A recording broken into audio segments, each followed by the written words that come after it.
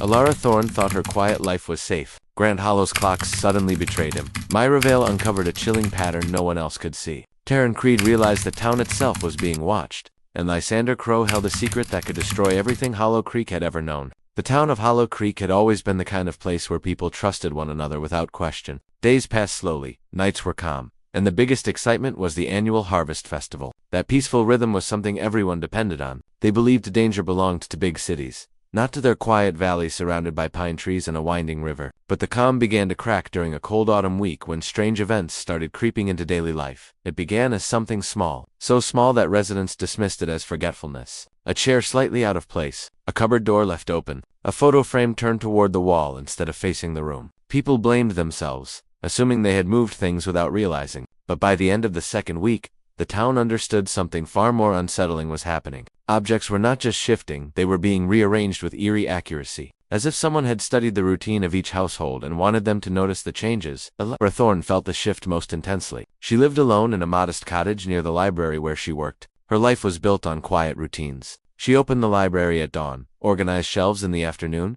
and returned home with a book under her arm every night. But increasingly, she sensed something watching her movements. Some nights, she found her curtains slightly open when she was sure she had closed them. Other days she noticed her shoes placed neatly near the front door, even though she remembered leaving them scattered near her bedroom. Her calm nature helped her stay collected, but deep inside, she felt the creeping presence of something she couldn't describe. Across town, Grant Hollow, the clockmaker, experienced his own strange disturbances. His workshop was filled with dozens of clocks, grandfather clocks, pocket watches, and delicate antique pieces. He was known for his ability to repair anything mechanical, and he often worked late into the night. One morning, he awoke to find every single clock in his shop ticking in perfect synchronization. They had never been aligned like that before. Not once in the 20 years he had lived in Hollow Creek. Some clocks he had not even touched in months. Grant tried to convince himself it was a coincidence, but the feeling left behind was unmistakable. Someone had been inside. Residents of Hollow Creek grew restless. Children refused to sleep alone. Dogs barked at empty hallways. Even the crisp autumn air felt tense, as if carrying a warning no one could understand.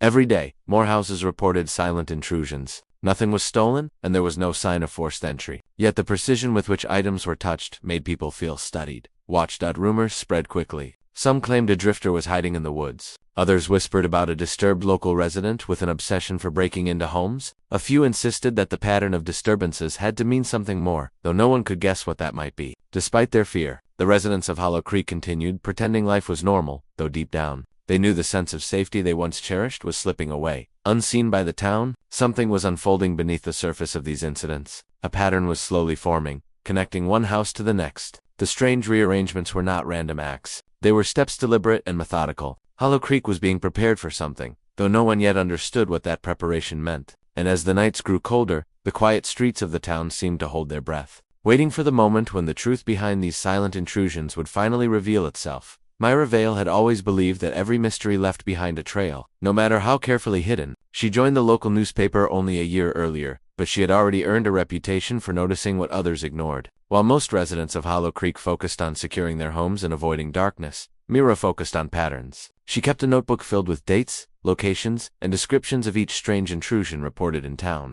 At first, she thought the events were random, but the more she studied them, the more deliberate they appeared. Each disturbed home had one unusual connection. All the families had sent at least one member to a community meeting a month earlier. The meeting had taken place in the old Crowe mansion, recently purchased and lavishly restored by Lysander Crowe. He was a newcomer, wealthy and charming, and many residents were eager to hear his ideas for improving the town. Most people remembered the gathering as harmless, just another chance for neighbors to socialize. But Mira found it strange that only those households were being targeted now. She rented a small cabin near the river, where she laid out her research on a long wooden table. She drew a map of Hollow Creek and marked every affected home with a thin red X. Slowly, a shape began to form. The intrusions were not scattered randomly. They curved across the map like a subtle arc. Mira adjusted the pins again, and noticed something chilling. The line of red markings looked like someone was moving through the town step by step, leaving behind a quiet reminder at each location. And the final house on the path belonged to Grant Hollow. The CLOCKMAKER. Mira felt a wave of unease as she traced the path with her finger.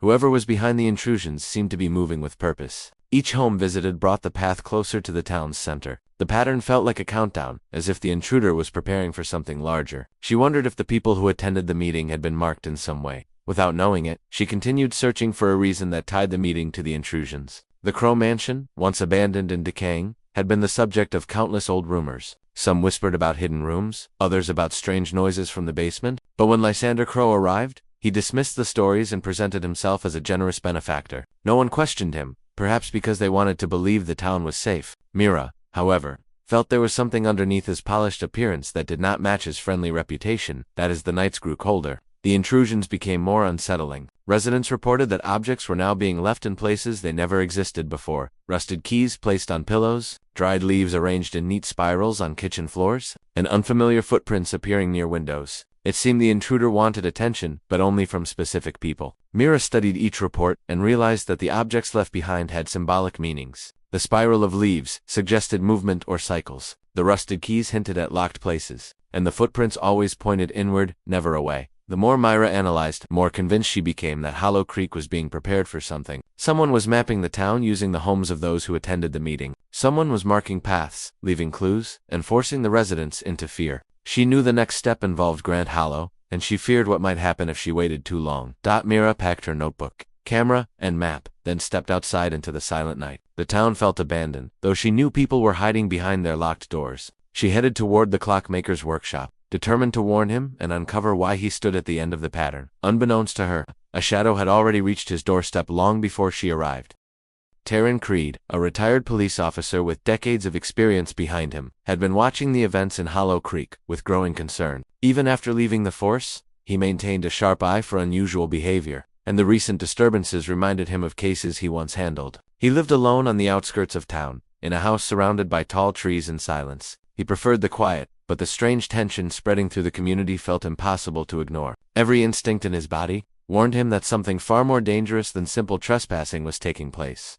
He began by observing his neighbors, paying attention to their routines and the subtle fear rising in their expressions. People no longer lingered outside after sunset. Children avoided playing near the woods. Even dogs, usually loud and energetic, seemed unusually alert, barking at shadows that disappeared before anyone could investigate. Taron sensed the presence of something clever, patient, and deliberate, something that studied its victims long before making a move. His suspicions deepened when he learned that Mira Vale was investigating the pattern behind the intrusions. Though he admired her determination, he worried she might walk into danger without realizing it. To understand what she already knew, he retraced the reported incidents himself. He visited the houses quietly, speaking to no one, asking no questions. He simply observed. He noticed marks on door frames, unusual smudges on window glass, and faint scratches on floors near entry points. Whoever entered these homes did so with precision, leaving no fingerprints, no footprints, and no trace of forced entry. The work resembled that of someone who understood security systems and human behavior with unsettling accuracy. On a foggy morning, Taron approached the old Crowe mansion. It was impossible to ignore the structure's commanding presence at the edge of town. Once abandoned for years, the mansion now stood restored with polished windows, bright lanterns, and a garden that seemed too perfect for a place so recently forgotten. The sudden transformation had raised questions, especially since Lysander Crowe rarely appeared in public after hosting the community meeting. Taron walked the perimeter, noticing the cameras placed around the property. They were discreet but powerful, angled to capture every inch of the grounds. The mansion gave off an air of wealth, but also secrecy. As he studied the area, Taron felt the distinct sensation of being watched. The wind moved through the trees, but the tension in the air felt heavier than nature alone could create. He left without lingering, but he took note of the silent message the mansion projected. Anyone approaching without permission was being observed. That night, Taron sorted through his notes and the photographs he had taken. A pattern began to form, similar to the one Mira had discovered. The intruder seemed to move in a curved path, but Taron interpreted it differently. To him, the path resembled a net tightening around a specific point in town. The target was not a house, but a person, someone at the center of the arc, someone who had attended the meeting and carried a hidden significance. He could not yet determine who that person was, but the signs pointed toward one of the quiet, unnoticed residents, someone who had no idea they were being hunted. Taron felt the creeping unease that came with understanding a threat before knowing how to stop it. Hollow Creek was no longer experiencing simple disturbances. It was being prepared for something larger, something planned with meticulous care. He sensed the beginning of a cycle that had not yet reached its most dangerous point. What unsettled him most was the realization that the intruder might not be acting alone.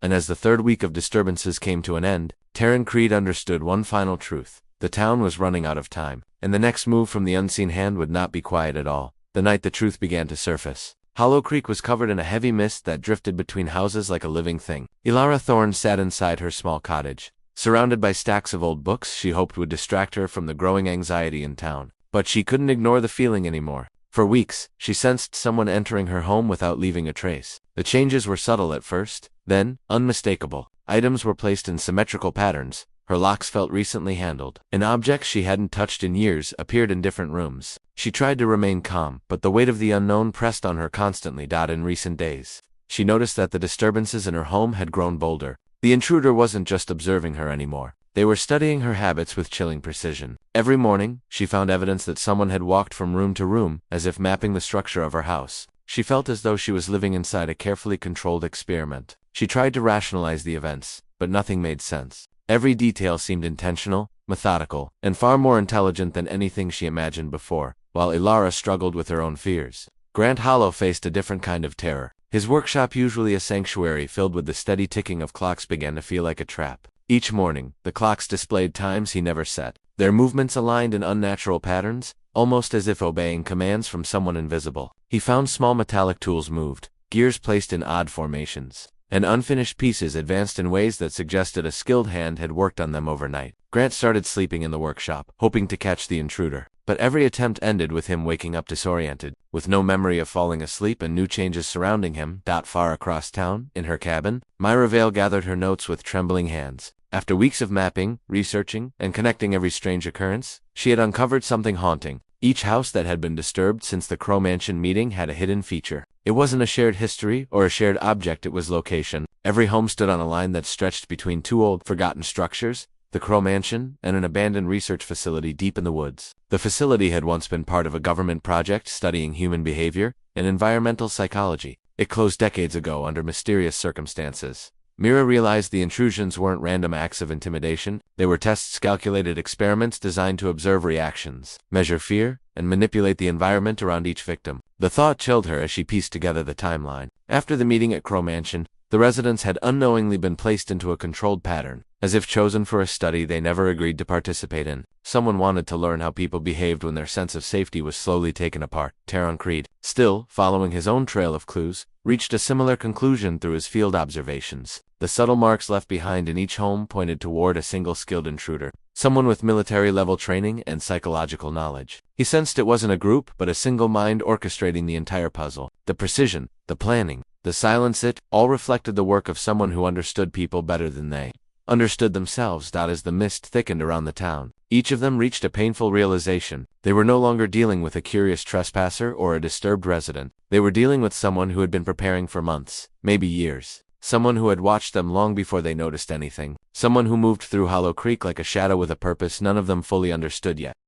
The final hours before the truth emerged felt unnaturally still, as if the entire town of Hollow Creek was holding its breath. A cold wind moved through the empty streets, carrying the uneasy silence that had settled over every home. Taron Creed sensed that whatever had been quietly building for weeks was reaching its end. He stood at the edge of the woods, studying the faint outline of the Crowe Mansion glowing in the distance. The lights inside flickered in a steady rhythm, almost like a signal. He felt certain that everything, every intrusion, every pattern, every unsettling sign pointed back to that place. Inside her cottage, Elara Thorn felt a strange weight pressing against her chest. A few hours earlier, she had discovered a set of unfamiliar footprints near her back door. They were narrow, evenly spaced, and led directly toward the woods. She knew they did not belong to anyone in town. As the night deepened, she sensed that the intruder who had been silently entering her home was close to close. She spent the evening gathering the few items she feared losing, not because she planned to run, but because she sensed that the night might not give her another chance.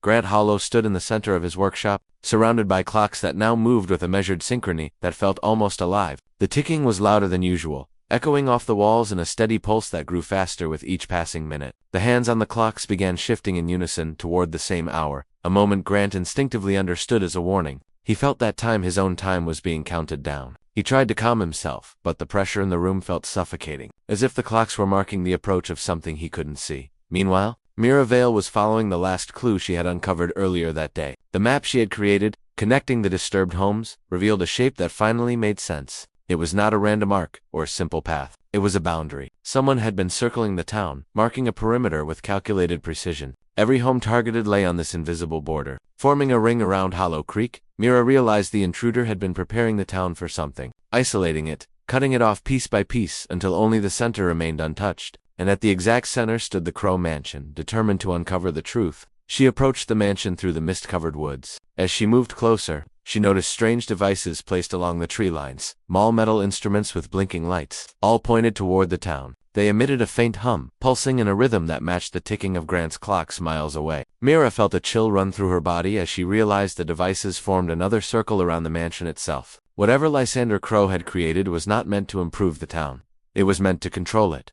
Taron reached the mansion at nearly the same moment as Mira, both drawn by the same silent urgency. From a distance, they saw a dim glow inside one of the rooms. The glow flickered like a moving flame, but no smoke rose from the roof. As they moved closer, they noticed figures through the window shadows shifting in strange mechanical motions. For a moment, the scene looked like a ritual, perfectly synchronized, perfectly structured, as if performed by people who had lost all independence of movement. The truth came crashing down in that moment. Lysander Crowe had never been interested in the community. He had been studying it. The intrusions were not random but tests. The devices were not decorations but instruments. He had been manipulating the town in slow, careful steps, learning how people reacted, how they moved, how they changed under pressure. Hollow Creek was not simply being watched. It was being shaped. As the clocks struck the final synchronized hour, the lights inside the mansion flared with blinding intensity. Then, just as suddenly, everything went dark. The hum of the devices stopped, the town fell into complete silence, and Hollow Creek, once peaceful and predictable, became a place defined by an unanswered question. What had stopped and what had been awakened in its place?